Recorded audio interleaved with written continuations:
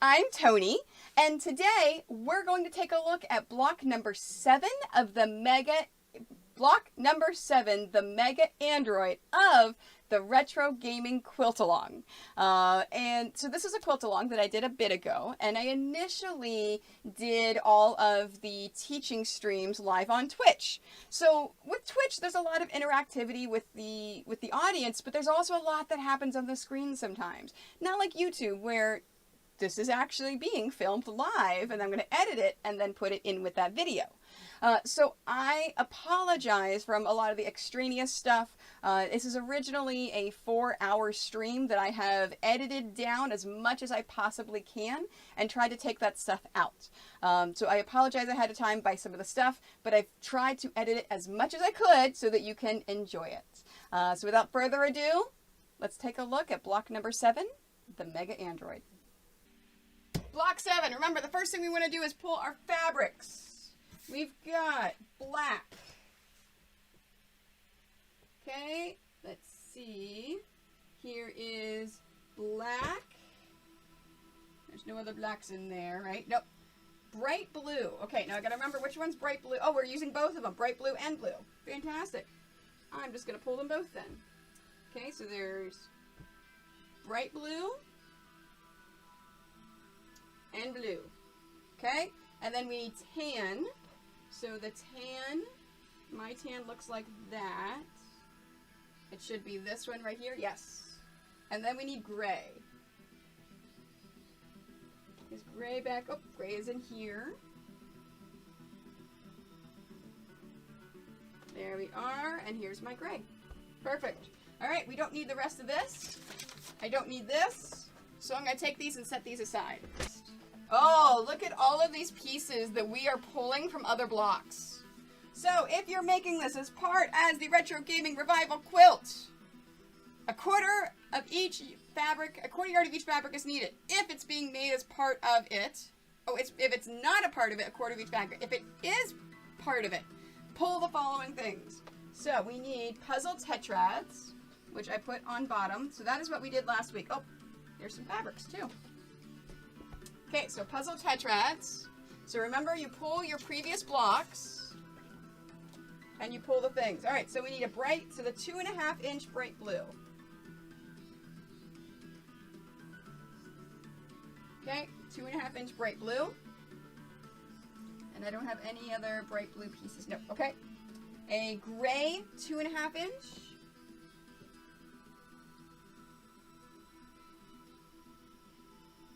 There we go. Both 2.5 inch blue from here and from the dark mage. Okay, so let's pull the blue off of here. So it looks like we'll need both of those.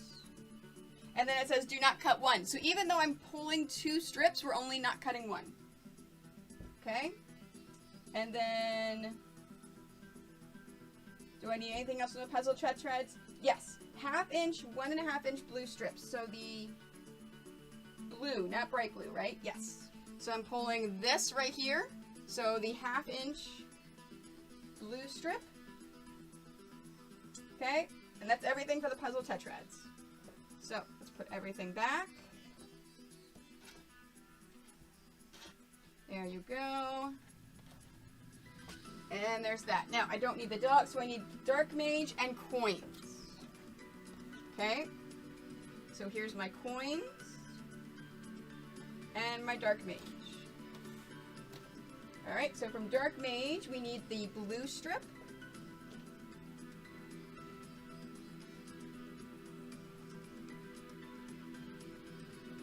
Half inch, 1.5, so remaining 1/2 inch black strip. Okay, so I've got that.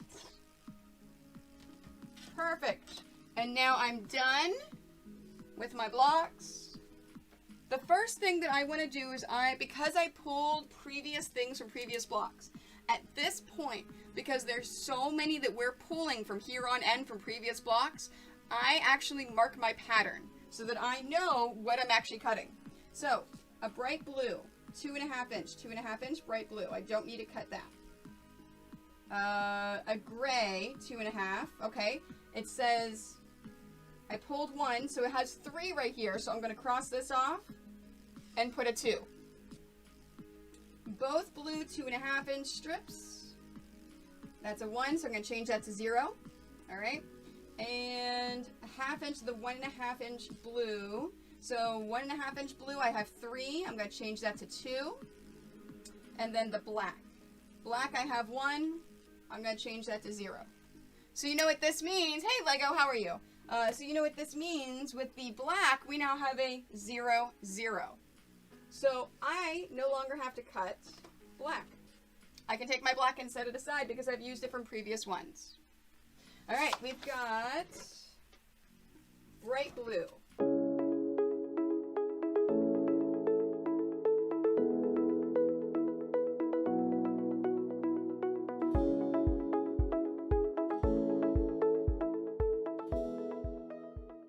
From the 1.5-inch strips, okay? Cut in half.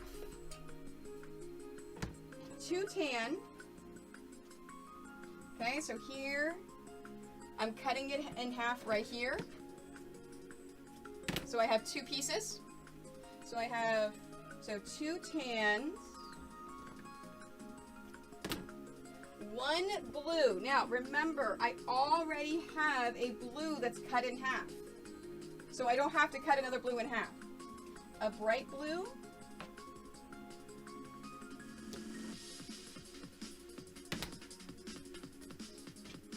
A gray. And a black. Now remember, I still have this black, so I do not have to cut anything in half, and I don't even have a black to cut in half. All right, let's set those aside. And then now I'm going to start cutting the fabric. So I have tan is going to be first. So I want to cut it in groups of 2, okay? So then that way I can figure that out. So for the gray, I need 1.5. I'm actually going to cut 2 Thank and set one aside. you for subscribing. Let's see, I need 2, 2.5. And then 1, 1.5. So I will...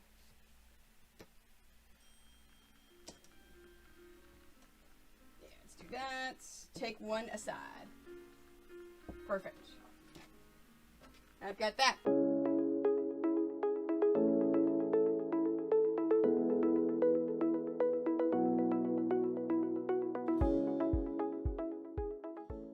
We are finished with page number 1. Let's go to page number 2. We are now sewing these strips together. So the 1.5-inch strips, the 1.5-inch strips, we're getting those sewn together.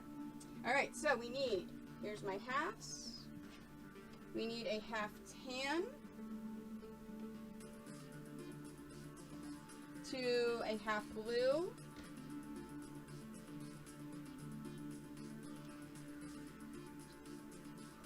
Half tan to 1/2 bright blue.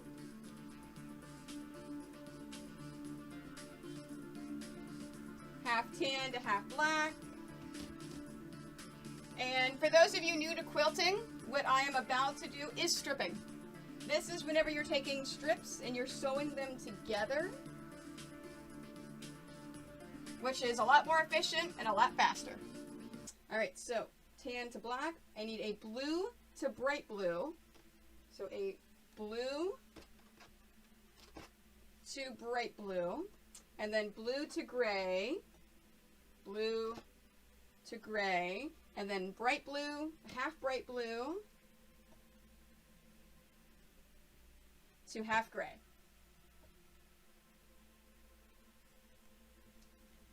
We should have 2 left over. You should have a 1/2 tan and a 1/2 gray left over for your strips. So I'm going to take these and set them aside. All right, I'm going to show you how we're going to sew these strips. And then after I show you how we're going to sew these strips. Oh my God, Marley, he was fast asleep in the chair. Hi. Then I will go over my rules of hugging. Hi. Hi. Are you a good boy? Yes. Hi. Can I put you down? Can I put you down? I know this is Marley's chair, but I have to do some sewing. I know. This can't be a loving Marley stream, honey. We're doing quilt along today. Because we're doing quilt along, I need to stay on track. Okay? Alright. Oh, he just like collapses down like, but mommy, no. Yes, Marley has had showers. Okay, so we're going to sew these together. So what you want to do is you want to take your strips and you want to shake them out to make sure that there's nothing folded up in there. Trust me, this is an important step because I just did that last week. I still do it. So make sure you shake it out so you don't have anything tucked up into there that you sew and it's not a good thing. Then you want to take right sides to right sides. Remember what I talked about. There's your right side, there's your wrong side. Your right side is the one with all the color. If you're using batiks, there is no right side. Use whatever side you want as the right side. Okay, so right side to right side. We've got that. And then we're just going to pop this on in the machine. Okay? Now, I'm using a 1/4 inch foot width guide. So this is a piece of metal right here is my guide. Remember, if you touch that piece of metal, you are sewing a perfect 1/4 inch. But we don't want to sew a perfect 1/4 inch. We want to sew a scant 1/4 inch. Because whenever you iron it open, whenever you iron your seam, that seam is actually catching up and it's catching the thread. So if you sew a perfect 1/4 inch, you're actually going to shrink it just a touch. Just a touch. So we want to go just shy of a 1/4 inch. So if I'm using my 1/4 inch piecing foot with guide, I want to sew it just not touching that piece of metal. So it's really close, it's just not touching it.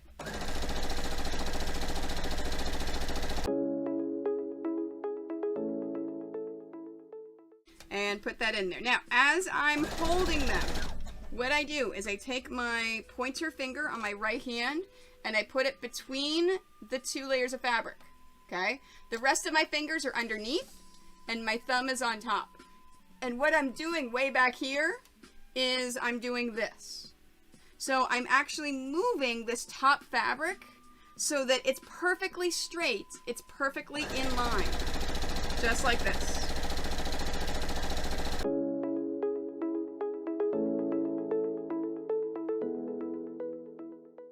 All I'm doing now is I'm separating the sewn together pieces, and then I'm folding it in half and cutting it. This is all of them, the half strips as well as the full strips. So I'm folding everything in half and then cutting it in half.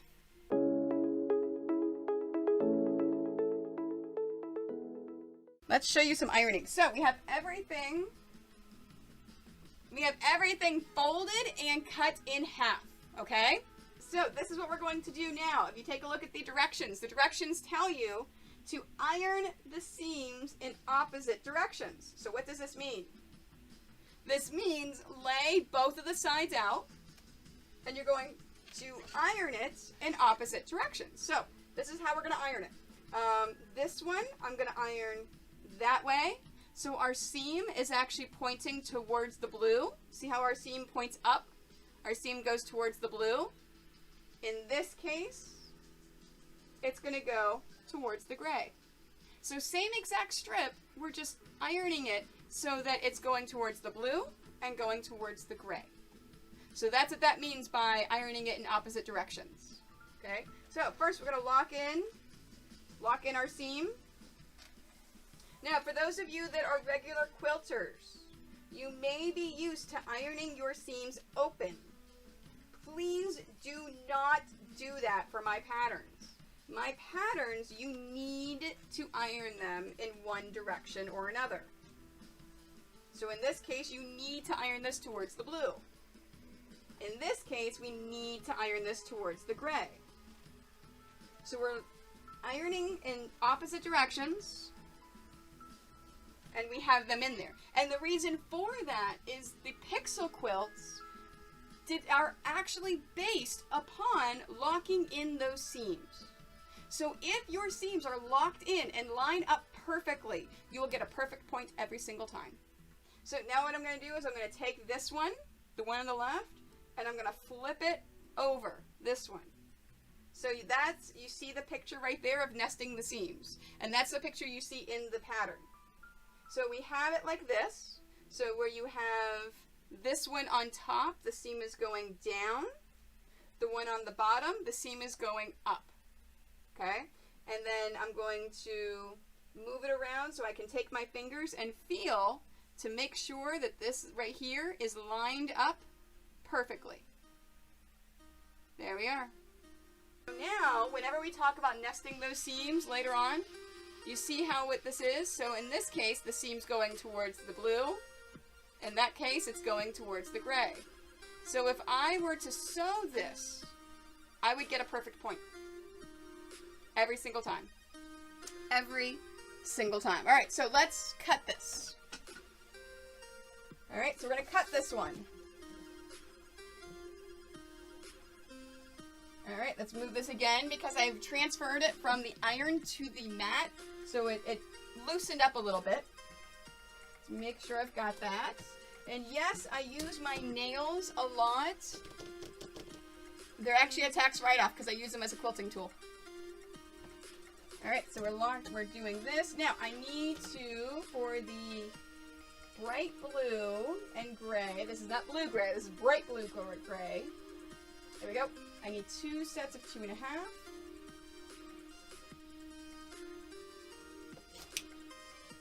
And remember, we're cutting it in sets of 2. So this tells me 2 sets for a total. So that's a 2.5. Now I'm going to cut a 5. All right, so now what I'm going to do, and this is going to set myself up for success later on.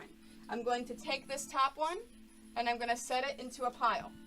And then I'm going to take this bottom one and put it into another pile. Because this pile, my seams are going towards the gray. This pile, my seams are going towards the blue.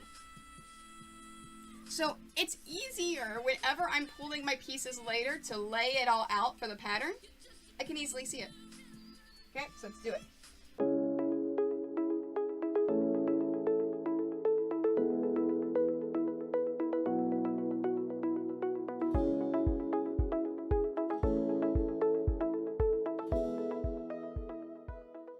So now we are on step number 4. Time to lay out all the pieces. So let's lay out all of our pieces.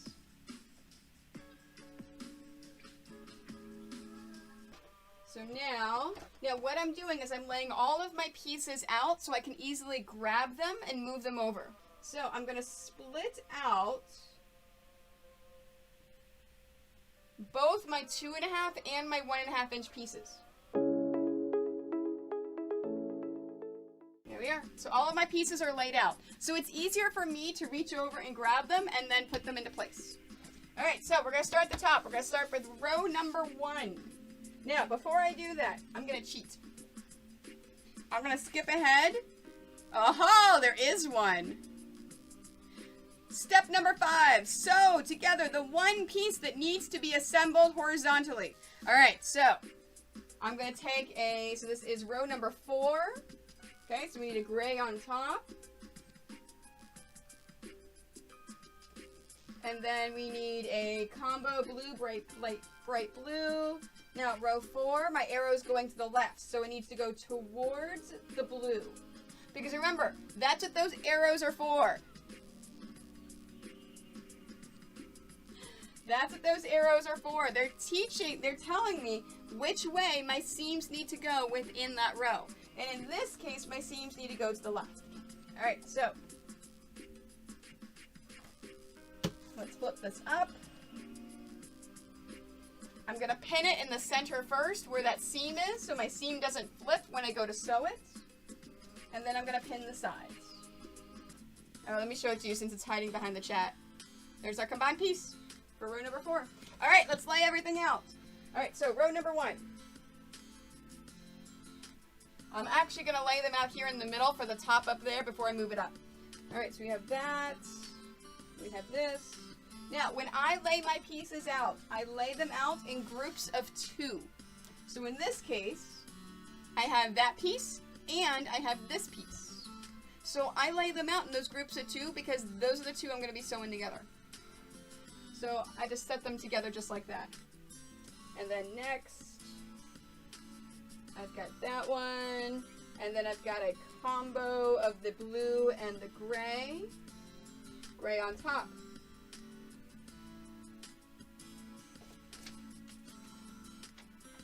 Now, this is where we're going to hit our first nesting of the seams. Remember, this is how we get our perfect points, is making sure our seams are in opposite directions. So in this case, my seam is going down towards the blue. So this next one is a gray and bright blue combination. I need to have that seam going up because it needs to be in opposite directions. So up towards the gray. So a gray and bright blue. Stay there. Where the seam is going up towards the gray. And I got it.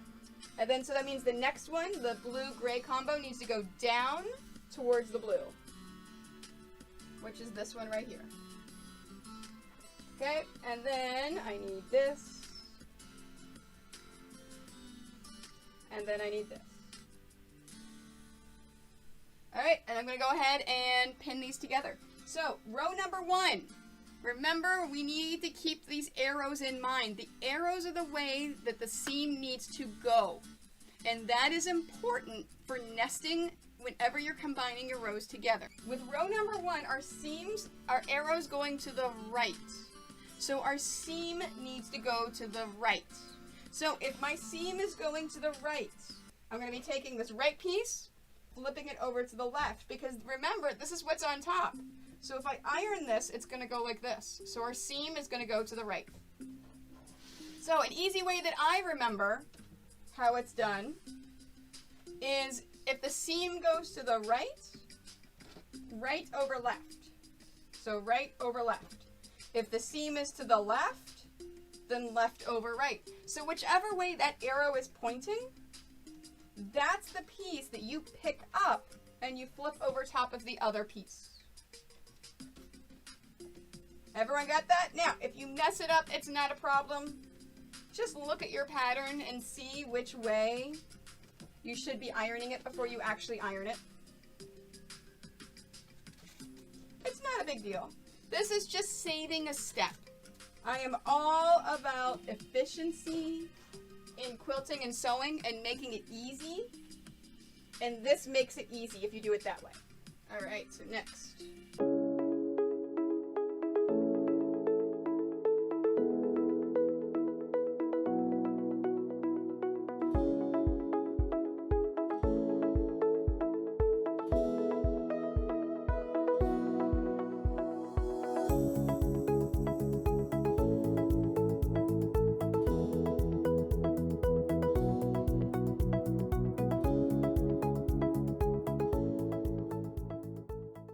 So I'm going to reach back into here. So you see my hand back here? And I'm going to grab row number 1. And I'm going to bring row number 1 around. No, look, this is not for you. It's not treats. It's not treats. It's nothing you can rub against either. No. And then I'm going to sew these. Remember, I'm sewing them with a scant 1/4 inch. Okay? So I'm sewing with a scant 1/4 inch.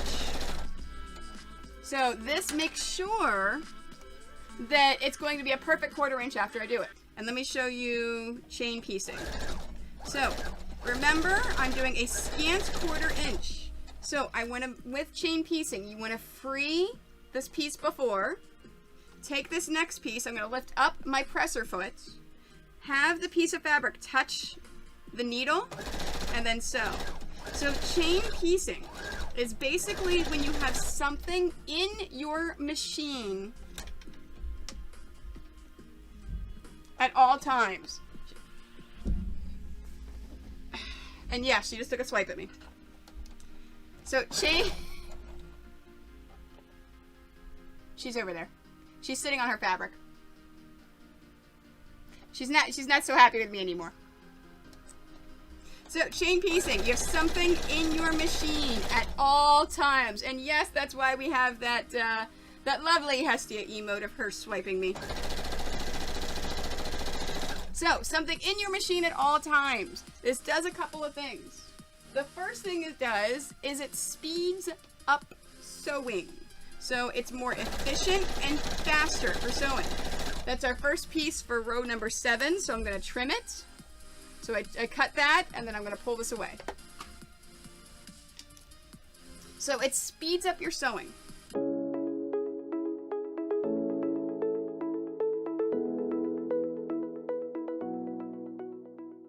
Some ironing. So I'm going to take row number 9. And I'm going to lay my pieces out. Oh, I forgot to get water. All right, let's see if I can do this without water. I may have to run and get some water. Let me show you. Now, remember, I laid it down exactly how I pieced it. I didn't do any, I pinned it and sewed it. Didn't do anything else except for lay it down. So remember, we want to lock in our seams. And then iron up.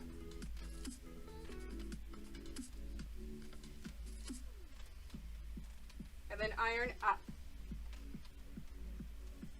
Now, remember what I said about those perfect points. If you layer it in a way, if you nest those seams perfectly, you're going to get a perfect point. And it should look just like that. Oops. See how nice that point is? And that's because those seams are nested. See how they're in the opposite directions? So that's what you want. That's what you want to aim for, is getting those nested nicely. Now, just because that one's perfect doesn't mean they're all going to be perfect. All right?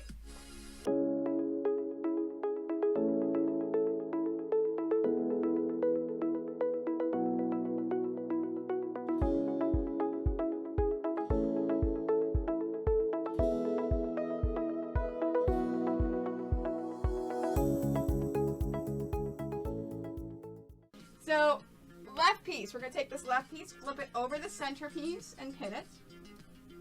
It does not make a difference if you have 3 pieces, which way your seams point, or which way your iron. You just have to make sure that you're pointing it the right direction so that your pieces are correct. And then you want to take this right piece and flip it over the center and pin it into place. So we're making we're making 2 different seams in one pass. All right, and then set that aside.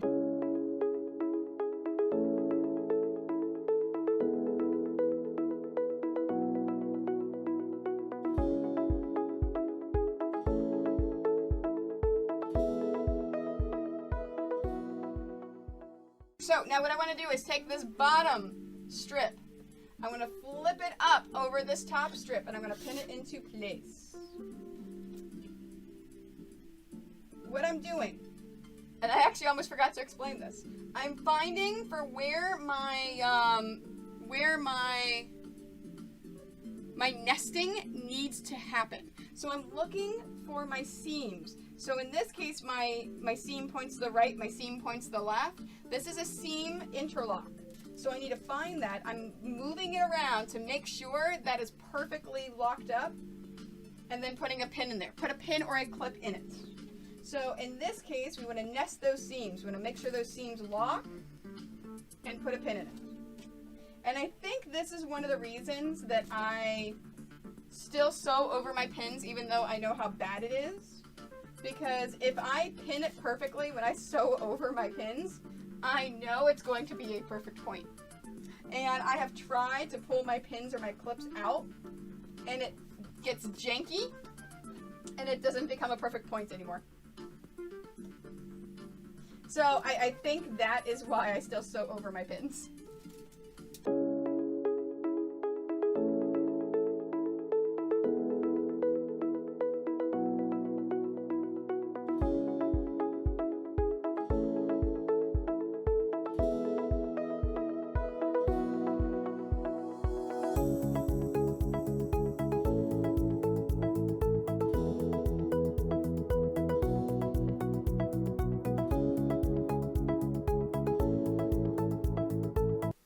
And that is block number 7, the Mega Android. Isn't he so cute? He's all pew pew. He's all pew pew. He's pew pew. Sorry. Hopefully you learned how to make the Mega Android block today. Don't forget to like this video, follow my YouTube, as well as Twitter, Facebook, Instagram, Pinterest, TikTok, my Quite Nerdy Quilters Facebook group, and Twitch, where I stream live both on Twitch and here on YouTube. Make sure to check out my schedule on Mondays, where I let you know how to find me and what I'm doing.